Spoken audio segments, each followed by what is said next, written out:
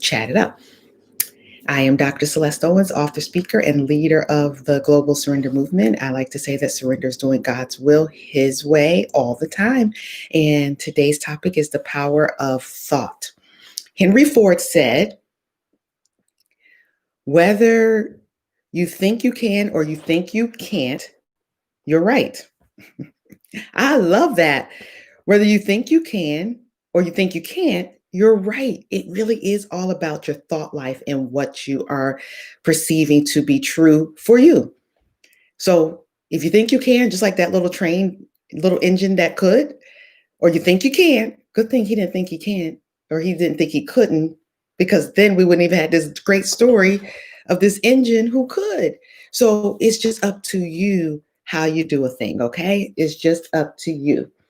With pretty much every important thing that you need to achieve, the chances of failure outweigh the chances of success. So everything you're thinking about doing, the chances of failure definitely outweigh the chances of success, at least in your head and what you can see in your natural eyes.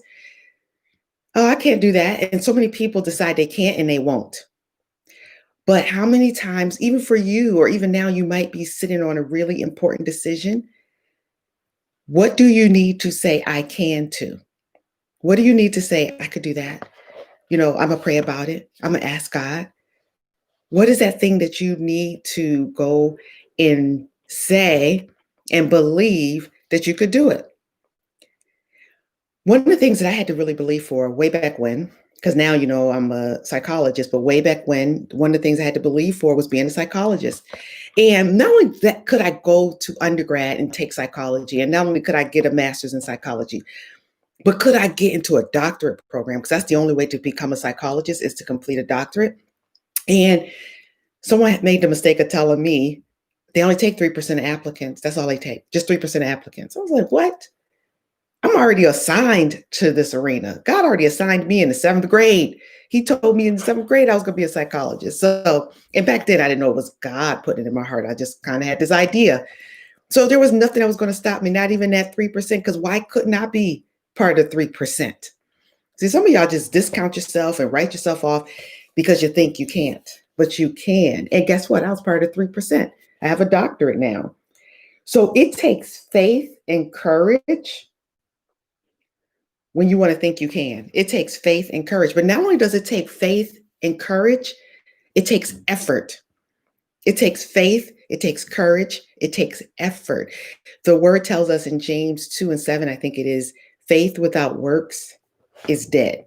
And that's what it means. It's talking about it's good to believe, it's good to, say you could do some things, but and it's James 2:17, I misquoted. James 2:17, faith without works is dead. What do you need to work on today?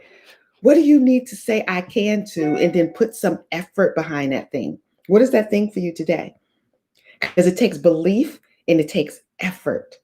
I should have named this instead the power of belief and effort. Because it's not just enough to believe, but that is a great, fantastic start. But it takes effort as well. So self-belief plays a major role in succeeding in life, but also effort. Belief is not enough. You must apply effort, because what did I say? Faith without works is dead. So let me give you a couple of good examples. First of all, I'm just telling you today, if you got to leave right now, it's okay. I just want you to go away saying, I'm going to be a person who believes. I'm going to be a person who believes. And then not only am I going to believe, I'm going to put some effort behind it. When you believe you can make something out of your life, you work to make it happen. When you really believe, see, I see Tia on here. When Tia really believes that she can, then Tia is going to put the effort behind her belief. That's all. That's what happens when you really believe it. You could say you believe something, but if you're not putting any effort behind it, you don't really believe it. What do they say? Put your money where your mouth is. See, your money is your effort. Put your money where your mouth is. That's your effort. So let me tell you some effort I had to put behind. Now, this is a really silly example for people who have never had this issue, but I used to be so afraid to sleep in the dark as an adult. Now, you can see as a kid, right? As an adult, as a married woman, if Andel would leave and have to go on a trip or whatever, do y'all know? First of all, I had them lights on, or I had the kids in the room with me, and we still had the light on. That is so crazy. But don't judge me. Because you can't judge people till you walk the mile in their shoes. You can't judge nobody until you really walk the mile in their shoes. Because let me tell you something. I used to spend the night with my grandmother. Mama Willie was amazing. Loved me some Mama Willie. But Mama Willie used to tell these stories, and they weren't even just stories, they were like real. Like about these imps used to come in her room and then would threaten her, or like she just had this thing where she was spiritually in tune with not only, I mean, with the supernatural world, not only heaven, but also demonic activity and stuff like that. So she's like, yeah, these imps came in and said, or this happened. OMG. Do y'all know we were like all snuggled up under her on the floor? Because that's what they called the pallet back in the day. Did y'all ever make a pallet? I don't know if y'all ever made a pallet, but we made pallets. That means you just threw some blankets and some pillows down, and everybody slept on the floor with Mama Willie. And we're like, and nobody wanted to be on the edge. We all wanted to be circled around her in a big circle. OMG. So, needless to say, when I got older and moved away from Buffalo and was living on my own in Baltimore, in Pittsburgh, in Chicago, man, my light bill was high because I kept them lights on. But there came a point when I had to grow up. And I remember Endell went on a trip. I don't know where he went to. He might have gone to Buffalo to visit his parents or something. And I was like, I think I can. I mean, I might not have said it just like that, but I'm saying it now. I think I can. I could do this. I could do this. So I couldn't just say I could sleep in the dark. I had to actually turn the lights off. Do y'all not turn the lights off? Put the cover all the way up like this, all the way over my head, just in case the imps were going to come get me. Guess what? They didn't come get me. I was okay. And now I can sleep in the dark. So do you see how you have to believe it and then you got to put like a little effort to it? I ran a marathon, you guys. Half marathon years ago. This was post being diagnosed with rheumatoid arthritis, post chemotherapy, which just like havoc on my knees and joints, post eating way too much sugar, which it did the same with the joints and the knees and the pain. Post all of that, I ran a half marathon. What? Because my friend Sharice, see, I'm a dare kind of person. I triple dog dare you to decide you want to do this kind of person. So my friend Sharice just threw out this post. Hey, you guys, I'm going to run a half marathon. Let's say it was like March or April. She said this in December. I had never ran even a 5K at that point.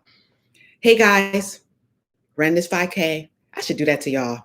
By March, April, I don't know. Let's say it was April. April, who's in? What? Did you just dare me to do something I wanted to do anyway? I just didn't think I could do it. Did you just dare me, Sharice? What? I'm in. And y'all, I was the only person that was in. Right, Tia? I triple dog dare you. That's what she did to me when she did that. Who's running a half marathon with me? Thinking you all good, Sharice, like you the only one can run a half marathon. Let me stop playing because she probably watches this. Hey, Sharice. Anyway, I said yes to it. Do you know I had to learn to train in snow, cold, but I was not going to say no because I already just said yes. And I believe I could do it. And I had to put some effort to it. And do y'all know, I ran like a 5K in between, like 2 5Ks in between that, and ran a half marathon. Let's say it was April. I can't remember what date it was. Ran a half marathon. What? Did it, done it, and have the medal to prove it. What? Let me just put my medal on. Because y'all didn't believe me. I know you didn't.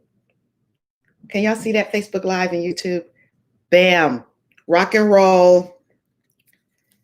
Half marathon. Oh, it was March. March 12th.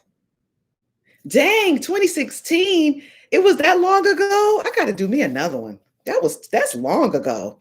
I thought it was closer than that.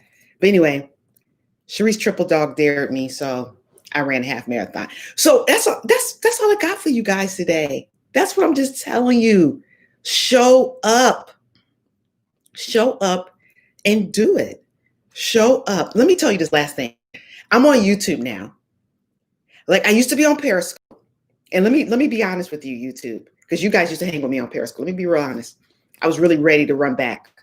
Like out of my comfort zone now, because I'm all on YouTube, and I used to be on Periscope for like 4 years and had a large audience on Periscope. Y'all would come in, hearting me up, loving on me. Now I got like 10% of the people who were on Periscope coming in. I was really ready to run back. I'm telling you, I was ready to run back. But you know what? I'm going to embrace YouTube because I think I can. I think I can. I think I can have 1,000 followers by the end of January. And the effort I'm putting forth is to ask you to follow me. Facebook Live, you hanging out over there. Would you just come follow me on YouTube so that you can hear me every week? And don't have to just catch a side profile, Facebook Live. Like you could be over here on YouTube hanging out with us. Make sure you like, comment, and subscribe, YouTube. Love you guys. So get out your comfort zone. Greatness doesn't happen in the comfort zone. You want to be great. You're going to have to move out of that comfort zone and get into a place of being uncomfortable, believing that you can, and doing something great. So love you guys. Thanks so much for hanging out. Thank you, YouTube. Love you much. And I'm going to catch you next time in the break.